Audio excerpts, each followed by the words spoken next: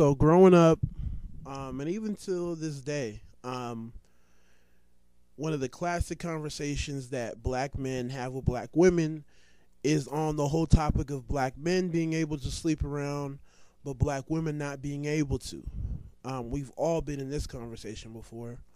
Um, and honestly, when I think about it, I don't really think black men are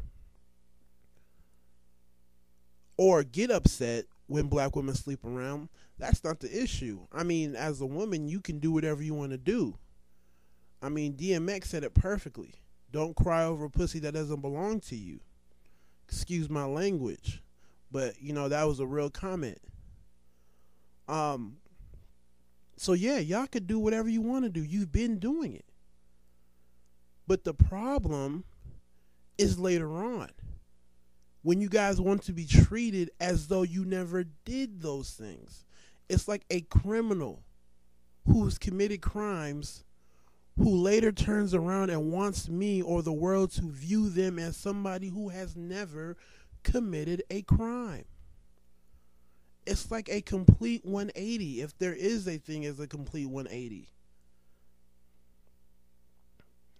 So you negate tradition, and that's fine. Your life, your choice. So you adopt a modern view of life and how you should live your life, but you turn around and you want to be treated on a traditional level. And when you want to be treated on a traditional level, your past counts. If you agree with the whole modern way of living, then I guess your past doesn't count. You live in the now, you live in the future, and that's all good. Find a man who is also modern and who lives in the now. But chances are that's not going to happen. Most of the time, women want a man who values tradition in terms of how he relates to women and family. And in doing so, what is that man going to want? Another traditional woman. And part of being a traditional woman is having a relatively clean past. Pure and simple. You can't get that time back.